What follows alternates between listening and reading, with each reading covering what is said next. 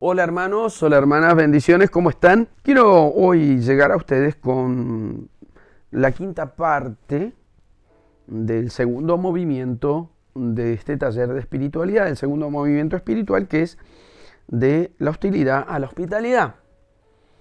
Tal vez para preguntarnos si podemos ser hospitalarios sin haber pasado previamente por la soledad. ¿Será posible? O al contrario, no es posible ser hospitalario sin haber llegado, sin haber pasado por el paso del aislamiento a la soledad. Y de hecho, no se puede pensar en el movimiento de la hostilidad a la hospitalidad sin ligarlo muy profundamente, constantemente e íntimamente con el movimiento del aislamiento a la soledad. La verdad es que mientras estemos aislados no vamos a poder ser hospitalarios, no vamos a poder hospedar a nadie. Porque las personas, el hombre, la mujer, el hermano, el joven que está aislado, no saben crear un espacio libre. Nuestra misma necesidad de tapar la herida del aislamiento nos hace que nos aferremos, que nos agarremos a los otros, ahogándolos, en vez de crear un espacio para ellos. Si uno se pone a pensar, si uno se pone a hacer memoria de los lugares en que mejor nos hemos sentido, nos vamos a dar cuenta enseguida que han sido esos lugares en donde el hermano, la hermana que nos hospedaba, nos concedía la libertad preciosa de ir y de venir a nuestro gusto, ¿no? De no condicionarnos, sin recurrir a nosotros para tenernos a su servicio. Solo cuando hay un espacio libre puede tener lugar una nueva creación, eso que dice el Apocalipsis, miren que yo hago nuevas todas las cosas, y Él hace nuevas todas las cosas cuando hay un espacio para poder crear. Solamente allí, solamente en ese espacio se puede encontrar una vida nueva. Hospeda, recibe, verdaderamente quien ofrece el espacio en que no es necesario ni temer, donde no sea posible, donde sea posible al mismo tiempo escuchar esas voces internas de cada uno de nosotros, encontrando nuestro propio camino para ser plenamente hombres, plenamente mujeres, plenos de verdad y superar las inmadureces de nuestra vida. Pero el poder hospedar, recibir así, supone que la hermana, el hermano que lo hace, se siente muy bien consigo mismo, muy seguro, muy segura de sí mismo, por eso puede hospedar. La persona que no está segura, que no se siente cómodo consigo mismo, con su vida, con quién es, con cómo es, difícilmente puede hospedar. A medida que el aislamiento se convierte en soledad, la hostilidad se va a ir transformando en hospitalidad. Y no es una cuestión cronológica, primero una cosa y después la otra. Son movimientos muy complejos de nuestra vida espiritual, de nuestra vida interior, que no tienen contornos, no tienen límites claros, netos. De hecho, no hay un contorno neto. Y sin embargo, es claro que el aislamiento conduce a la hostilidad casi irremediablemente. Mientras que en la soledad se encuentra ese clima propicio, ese clima cálido que habilita a la hospitalidad. En el aislamiento tenemos tanta necesidad de simpatía, de amor, de aceptación, que llegamos a ser hipersensibles a todos los signos, que son a veces muchísimos, del ambiente que nos rodea. Y cuando eso pasa, cuando uno está tan pendiente de lo que dicen, dejaron de decir, de cómo me mira, cómo me deja de mirar, podemos ser fácilmente hostiles a ese hermano, a esa hermana que nos dé la impresión de estar rechazándonos. Pero si se descubre en el corazón el centro de nuestra propia existencia, de nuestro propio ser, si entramos a nuestro propio corazón, como dice la palabra, porque allí habito yo, dice el Señor, en tu corazón habito yo, aceptando el hecho de estar solos, no por fatalidad, sino por elección, aceptando que hay una parte de nosotros mismos que siempre está sola, pero que precisamente esa es la parte de la soledad llena, que está llena de Dios. Es la soledad de María. María vive la experiencia de una soledad al mismo tiempo llena de la plenitud del mismo Dios. Cuando descubrimos eso, se adquiere la capacidad de ofrecer libertad a las hermanas y a los hermanos. Cuando renuncio al deseo de la satisfacción total, de que me satisfagan, de que me den, de que me llenen, se sabe ofrecer el vacío. Lo podríamos decir de otra manera, que apenas uno aprende a ser pobre y a convivir con su propia pobreza y puede convivir con su propia pobreza, entonces uno puede hospedar de verdad. Y esto es lo paradójico de la hospitalidad, es el hecho de que la pobreza, esa pobreza interior, esa debilidad interior con la cual tenemos que reconciliarnos, ese yo verdadero, auténtico y profundo, que somos cada uno de nosotros, produce la capacidad de hospedar, de recibir al otro, a la otra de verdad, al hermano, a la hermana de verdad. Por eso que la pobreza es la disposición interior que nos permite bajar las defensas. Cuando yo me descubro débil, frágil, pobre, necesitado de otros, puedo bajar mis defensas, puedo dejar de pensar en mí mismo y termino convirtiendo a los enemigos en amigos. Se ve al que es distinto, a la que es distinta, como enemigo, solo cuando yo tengo algo que defender, cuando tengo que defender mi lugar, cuando tengo que defender mi amor propio, mi comodidad, mi pereza, mi vagancia.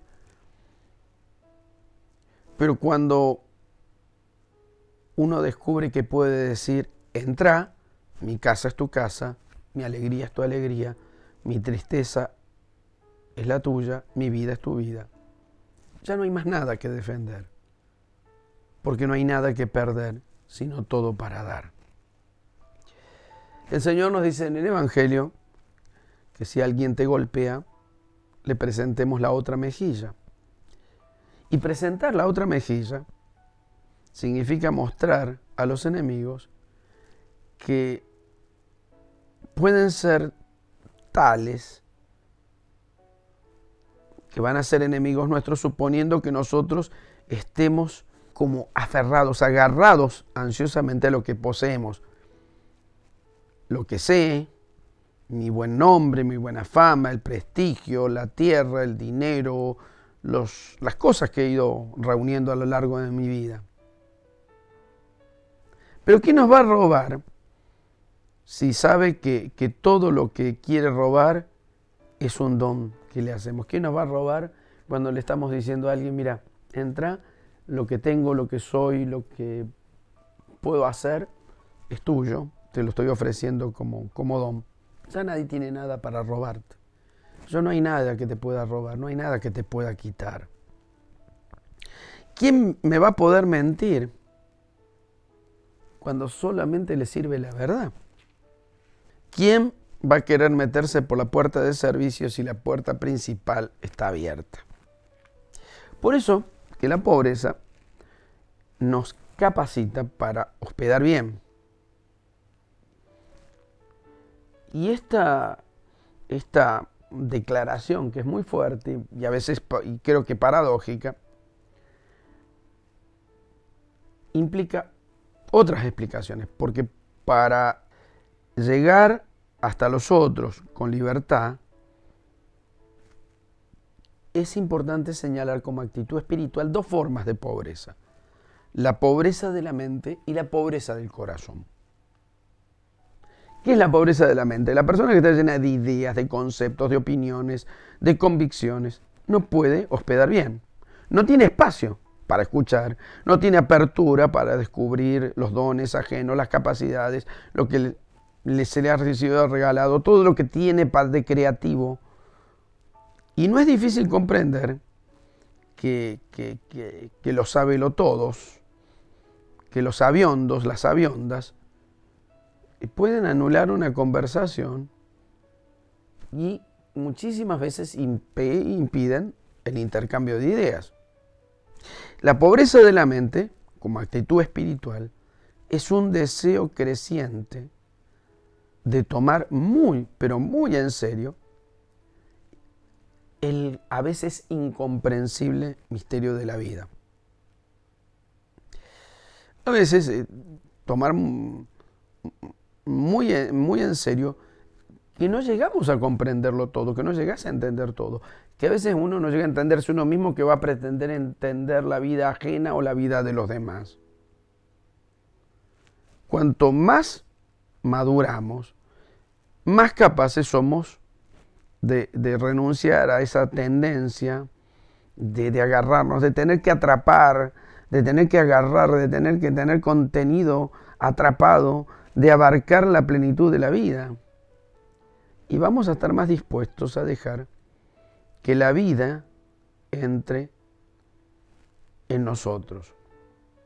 Cuando uno se prepara para un ministerio, yo creo que esto es un muy buen ejemplo, prepararnos al servicio, tenemos que prepararnos para un muy claro no saber.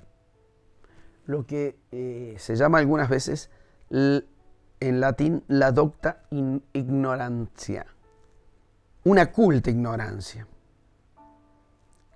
Y esto es difícilmente aceptado por muchas personas que tienen que tener todo controlado, controlar todo el mundo, controlar las situaciones.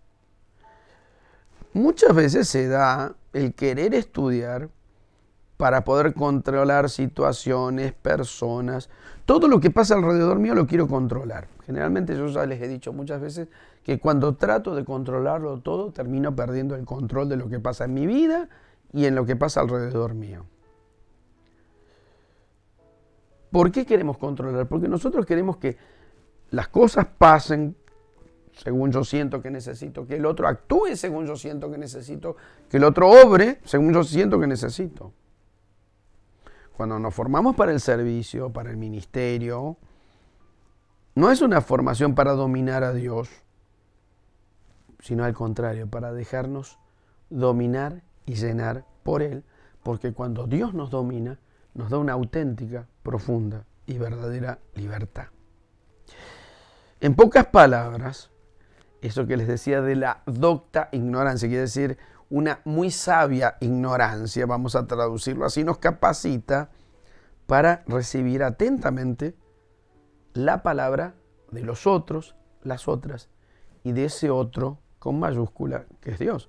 Difícilmente cuando uno no reconoce que su ignorancia, no va a escuchar a alguien. Por eso, como decía un cura amigo mío, la ignorancia es atrevida. Cuando la ignorancia es atrevida, no está dispuesta, dice cualquier cosa y no está dispuesta a escuchar a nadie. ¿Por qué? Porque esa docta ignorancia, esa sabia ignorancia, es como que negarnos a identificar a Dios, al Señor, con los conceptos, teorías, documentos, impidiendo que los hombres y mujeres caigamos en un sectarismo, en un fanatismo, en un sectarismo entusiasta.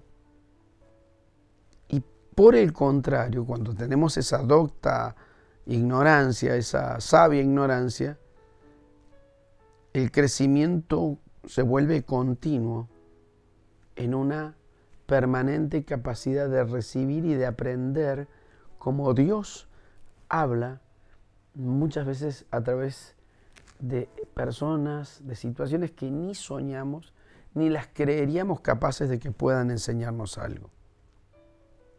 Es de la pobreza de la mente, pero el que hospeda bien no puede ser solamente pobre de la mente, sino que tiene que ser pobre de corazón. Si el corazón está lleno de prejuicios, si el corazón está lleno de preocupaciones, si el corazón está lleno de celos, va a haber muy poco lugar para el otro, para la otra, para el extranjero. En un ambiente de miedo, no es fácil mantener el corazón abierto a la amplísima gama de experiencias humanas. El miedo nos cierra, no nos deja captar. Primero, el miedo nos impide salir de nosotros mismos. Segundo, el miedo nos roba hasta la felicidad. Yo les decía en alguna cosa, no permitas que el miedo te siga robando. El miedo te robó la felicidad y a lo mejor te la sigue robando. La verdadera hospitalidad, por el contrario, no excluye, sino que incluye. ¿Qué significa esto? Crea el espacio para una gran cantidad de experiencias humanas. Y en este sentido, el ejemplo que les ponía recién del ministerio nos puede ayudar a tomar algunos ejemplos para entender esta forma de pobreza. Hay muchos hermanos, muchas hermanas que declaran haber tenido una experiencia espiritual que les ha indicado el camino del Señor. Y se da muchas veces que esta experiencia ha sido tan intensa que esa hermana, ese hermano, no consigue darse cuenta de que su camino no siempre necesariamente es el camino del Señor. Dios no lo puedo encajonar en una idea, en una opinión, en una convicción específica. Dios es mucho más grande. Dios es el absoluto, el todo, el que nos desborda. No se puede identificar a Dios con una buena actitud de amor hacia el prójimo o con una dulce emoción del corazón, ni siquiera con el éxtasis, con los movimientos del cuerpo o con el encantamiento de serpientes. Dios nos identifica con la inclinación, con la generosidad, con el amor que seamos capaces de nutrir hacia los demás. Todas estas experiencias nos van a recordar, y nos pueden recordar, y nos deben recordar, la presencia de Dios. Pero su ausencia no nos testimonia que Dios no está. Dios no es solo grande en nuestra mente, sino también más grande que nuestro corazón, que nuestros sentimientos, que nuestra emocionalidad y que nuestra vida. Y así, como es para nosotros un deber evitar la tentación de querer adaptar a Dios a mis conceptos, muchísimas veces muy estrechos, así también el deber es evitar adaptar a Dios, meter a Dios, encajetar a Dios en nuestros estrechos sentimientos. No solo en el servicio, en el ministerio, sino en todas las formas de servicio.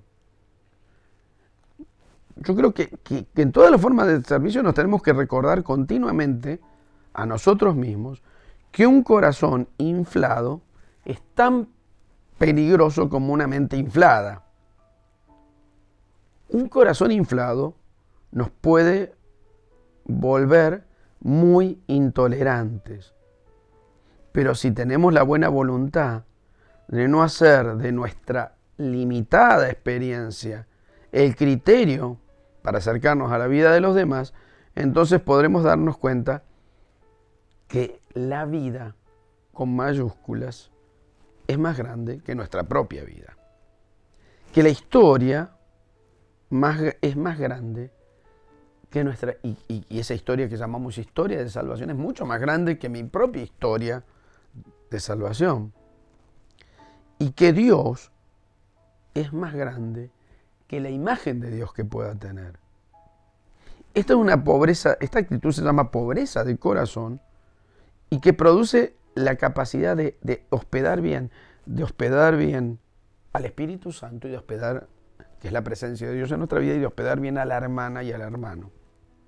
La pobreza de corazón vamos a poder recibir esas experiencias que no son nuestras como verdaderos regalos, como verdaderos dones. Y esas historias van a poder ligarse creativamente a la mía. Esa historia de ese hermano, de esa hermana, su propia historia de fe, su propia historia humana, su propia historia familiar, se une creativamente a mi propia historia de fe, a mi propia historia familiar, a mi propia historia de vida. Las existencias de otros hermanos y de otras hermanas le dan un nuevo significado a mi existencia. Y su imagen de Dios habla a la nuestra en una mutua revelación. Quiero citar acá, terminando, para terminar, a Johannes Metz en Poverty of Spirit. Dice, Pobres de Espíritu se llama el libro. Debemos olvidarnos de nosotros mismos, permitiendo que la otra persona se nos acerque. Debemos saber abrirnos a esa persona para que la personalidad que la distingue se revele, aun cuando a ello tal vez nos asuste y nos repugne. A menudo oprimimos al otro y vemos solo lo que queremos ver. De ese modo, no nos encontramos nunca el misterioso secreto de su ser, sino tan solo a nosotros mismos. No afrontando la pobreza del encuentro, consentimos una nueva forma de autoafirmación y lo pagamos con el aislamiento. Como dice Mateo 10:39, quien encuentre su vida la perderá y no tendrá la gracia de la plenitud de la existencia humana y permanecerá solo con la sombra de lo que él cree que realmente es. Esto lo dice Johannes Metz. La pobreza del corazón crea comunidad porque no es autosuficiente, sino de entreayuda e interdependencia creativa, en la que se revela el misterio del Espíritu Santo caminando, guiando la vida de su pueblo, de sus hijas y de sus hijos.